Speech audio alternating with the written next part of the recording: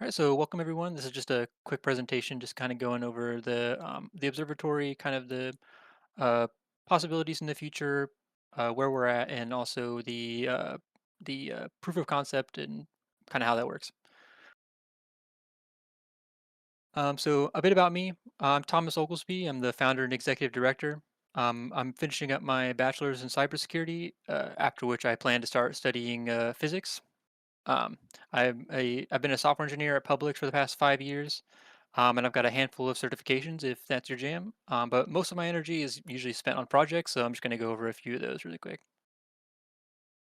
Um, a couple years ago, I picked up a C4 Corvette as a project car, and got the like 2-inch thick shop manual to learn how to rebuild the engine.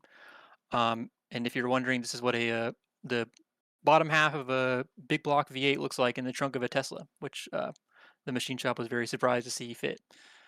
I also do some astrophotography.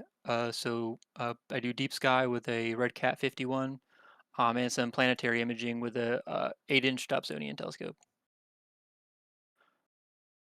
This was the feed horn I designed, or not designed, but made a couple years ago. This is actually the one that's on the demo telescope.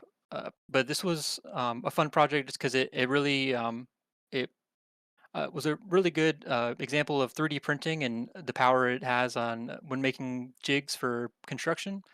So I was able to design the feed in some CAD software and come up with some makeshift some jigs for like drilling and forming the sheet metal, which was a lifesaver because it was a pain to work with.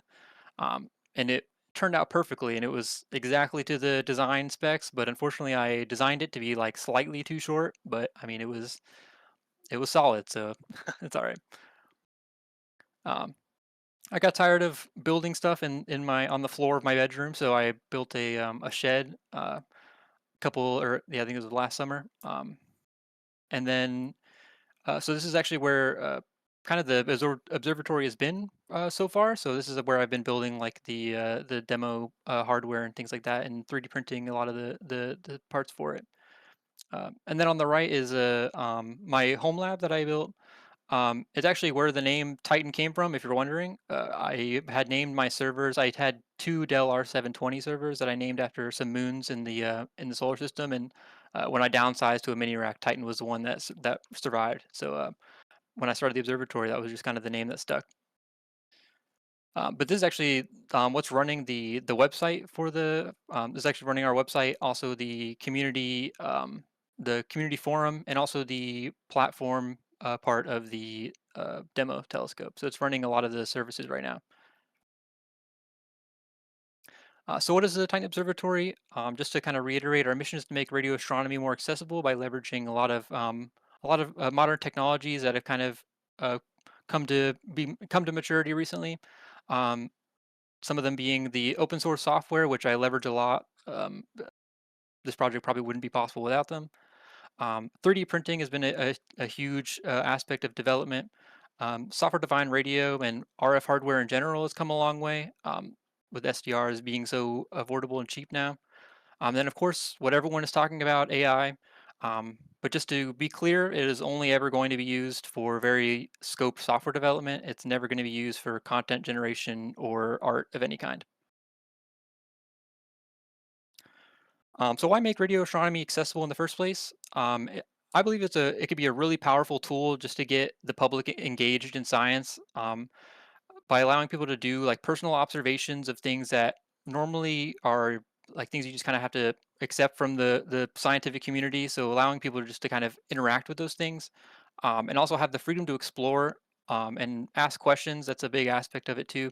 That's kind of what I'm hoping the forum will eventually become, or the where the public can kind of um, use the telescopes and ask questions and engage with the scientific community who can answer and give feedback back to them.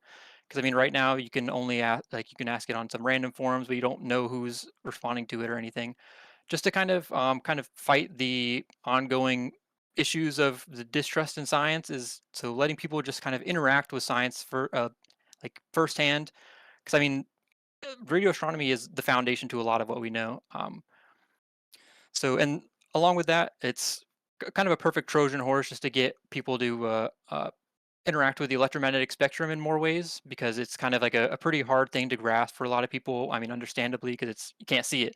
So by making it so you can see it and relating it to something that everyone is kind of like has a fascination with, being space, I'm hoping that that will be kind of a way to make the electromagnetic field kind of less like magic or ambiguous that most people kind of see it as well as just having an excuse to bring up RFI awareness, because that's another thing where like kind of you can tell people about it all you want, but most people don't understand why like RFI is an issue. But by giving people the tools to do radio astronomy, they'll see RFI firsthand, and kind of it'll be a better way to kind of communicate that to people.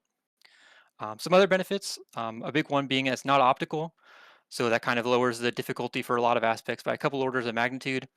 It also has 24/7 operation since radio telescopes can operate during the day as well. And also, since there's plenty of dishes left over from the satellite TV era, that's actually where I got the dish for the demo telescope. It was just someone that someone let me have for free if I just took it off their roof.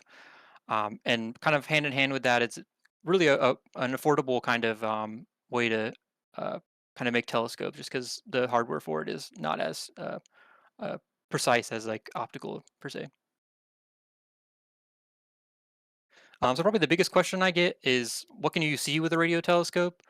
Um, and the Dr. Wolfgang Herrmann did a keynote on the radio or amateur radio astronomy possibilities and limitations, where he kind of did the job for me and kind of collected examples of things that the amateur community has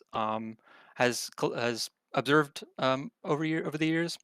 Um, So some of these things I know are more technically challenging, but the point I kind of wanted to make was just that you don't have to be a national observatory to be able to observe these things that are well in the reach of even amateur sized dishes and hardware.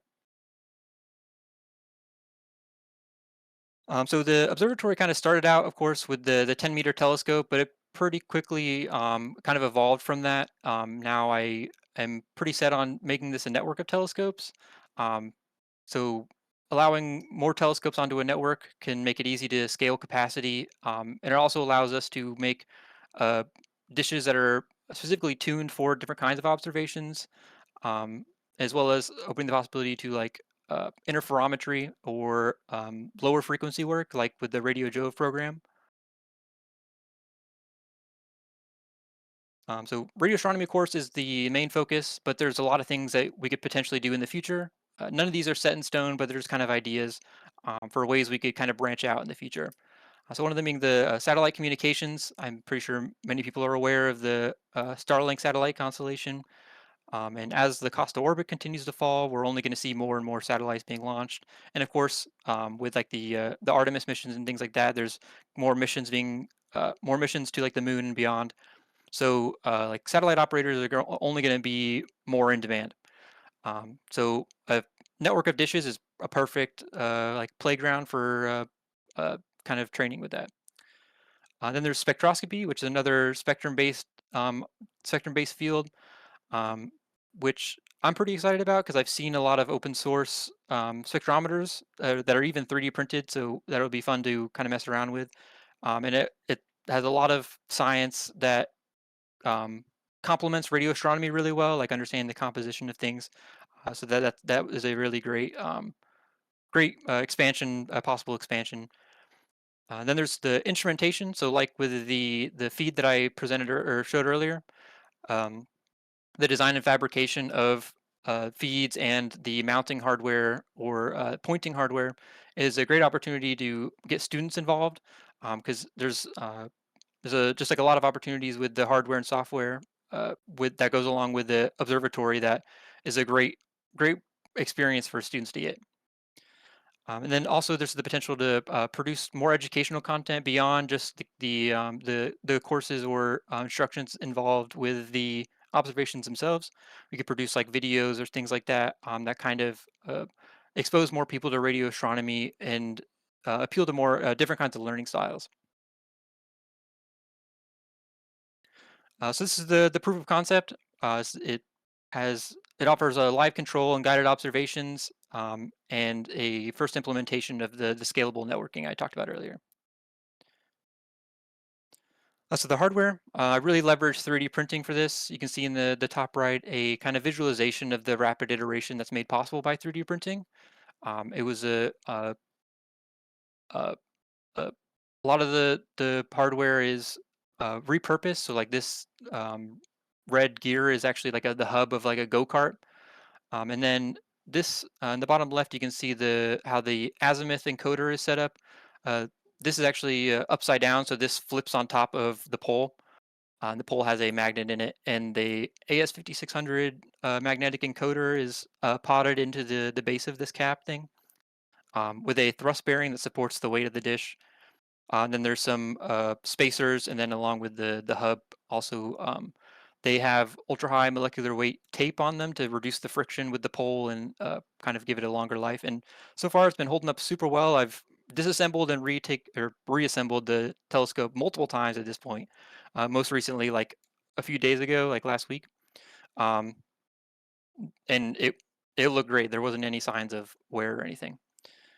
And then the control box itself is centered around a Raspberry Pi as the main brains of it that processes the SDR data and sends commands to the RoboClaw, which is controlling the motors. By separating these two, it kind of makes it a more robust program in case anything goes wrong with the Pi or the programming. The RoboClaw handles the full control loop with the encoders and everything. So that's like a hard safety stop to make sure the telescope, no matter what happens, isn't able to break or tear itself apart. And then the software, as I said before, it's designed to be scalable. The roles of the systems are segregated by duties. So the platform handles the queue, and then the control lease for the telescope, as well as proxying commands and forwarding the web sockets for the telemetry and data. Um, and then the telescope itself handles the SDR. It hosts the GNU radio pipeline where it does the FFTs integration and baseline subtraction. Um,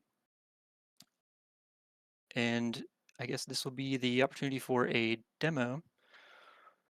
Let's see if I can do this.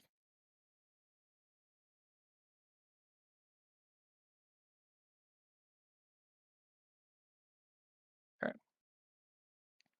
So this is the live demo site. Just join. All right. So this is an example of kind of what the screen would look like for a hydrogen observation. Um, Unfortunately, the Milky Way is not up right now, so I won't be able to do any real observation.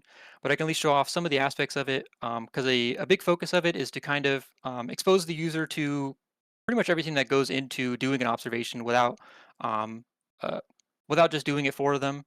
The first example of that it being the capturing a baseline. So just like a simple calibration technique to allow the signal to be visible. Um, I can go through that.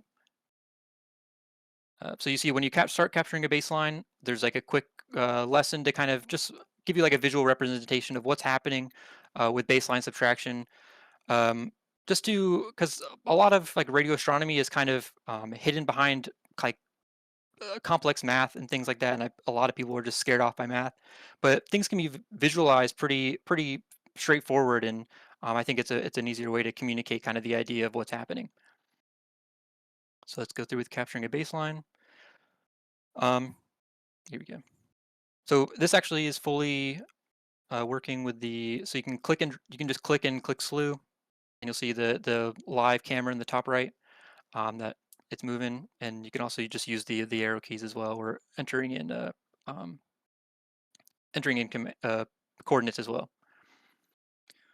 So once you find a location, you just go ahead and trigger the capture, and then it starts capturing the integration, or it starts integrating the capture. So while it's doing that, I can kind of go over some other aspects of it. So another big thing is kind of highlighting these keywords that people might not be exposed to as much. So it'll kind of explain what's happening, as well as when you click on it, it gives you a little mini lesson of what kind of the Doppler effect is. And then down here you have like telemetry of the telescope. Because the idea is to make it feel like this telescope is in your own backyard, and that you have like the freedom to do pretty much anything you want with it.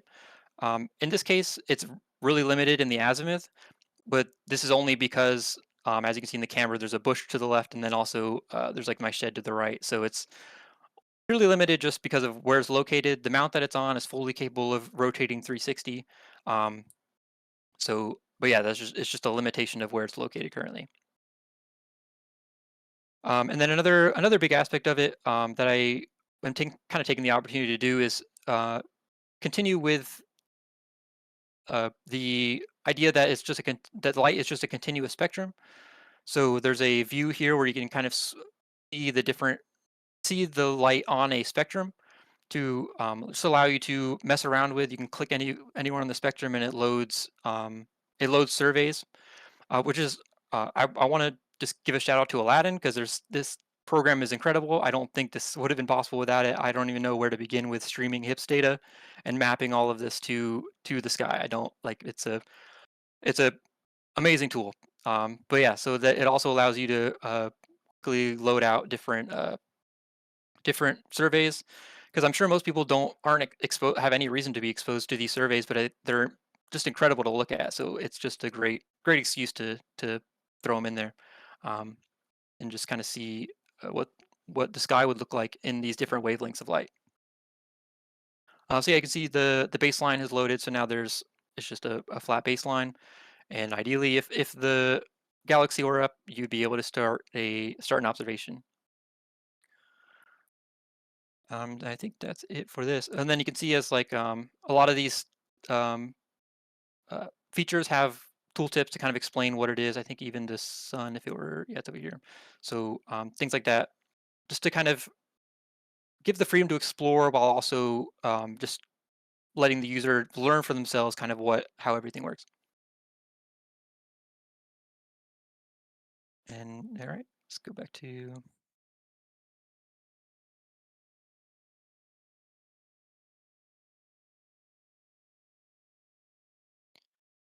And you can see here, so this is like an example when doing uh, conducting a baseline. When the Milky Way is up, it'll block off that part of the sky to kind of just help keep you from making a baseline that isn't useful. Um, so yeah, just kind of going along with that theme of just like guiding the user while letting them act like this telescope is their own. Here's an example observation I did last night, just to kind of show what it's capable of. This is the lab survey. The x-axis is flipped because it's in radial velocity as opposed to frequency. But if you but it did capture all four peaks of the observation, and that was only with 30 seconds of integration time. And um, because of the way the SDR is like pretty compact, it could pretty easily expand out to dual polarization, or even just like offering different feed types, or not feed types, but LNAs. So like with the GOES could be offered with the same dish as well. So what's next? It's funding is still the primary goal, just because our the option contract to buy the this 10-meter telescope expires next month. So if you're looking to get a get a fancy plaque, that's also it's a opportunity there. And then there's some more site due diligence, like doing an RFI survey, geotechnical survey, because like partially like in a flood zone, just because it's in the green swamp, but it should be all right. Continuing with grant applications, and then possibly finding an intermediate site for the demo telescope. Because I mean, as you saw, it's completely usable. It's just limited by the the environment it's in, and there's like some trees in the way that attenuate signals. But if it could be moved to somewhere clear, I'd be pretty much ready to go. So that's definitely something I'll be looking into. I just want to give thanks to the giants, on which I'm standing on the shoulders of. The Society of Amateur Radio Astronomers, they have some incredible videos on YouTube. I've watched loads of their presentations, and it's been an incredible resource. Ted Klein's Ezra has been a great resource to look at. Steve from the Astronomical Society of Victoria in Australia. He did a presentation on the interface that they use for their observatory, and that was a great starting point when I was first putting together kind of what information you need to conduct an observation. Aladdin Light is a real key player in this. I don't think there's any alternative really. It was a great it slotted in perfectly what we needed. Cat Point, while we're not really using it right now, but in the future it will definitely be a huge use, just because it takes care of a lot of the complication between like the diffraction caused by the atmosphere, as well as like pointing correction with the deviations like in the mount geometry and things like that. Then Dr. Wolfgang Herrmann, a lot of his presentations were incredible. The information that and the insight that he had has been a great resource as well. And that's it. So if there are any questions, you can go ahead and drop them in the chat, or you can. I think there's like a raise your hand button that I can use, but that's pretty much it. Um, right now, because I mean, a lot of the like future development is just kind of uh, waiting on like further like being able to develop the site more, and of course like raising the funds for the telescope. Once we were able to purchase the telescope, it'll be kept where it is currently while we're working on it and while we're developing the site. The seller said we was of course he was fine with us just leaving it there for the time being. So once that's uh, once we have that, we'll probably need help because that's like a whole nother ball game compared to the demo. But right now, I mean, there isn't much. But yeah, thank you all for coming. I'm pretty excited about what we'll see in the future. And stay tuned for updates.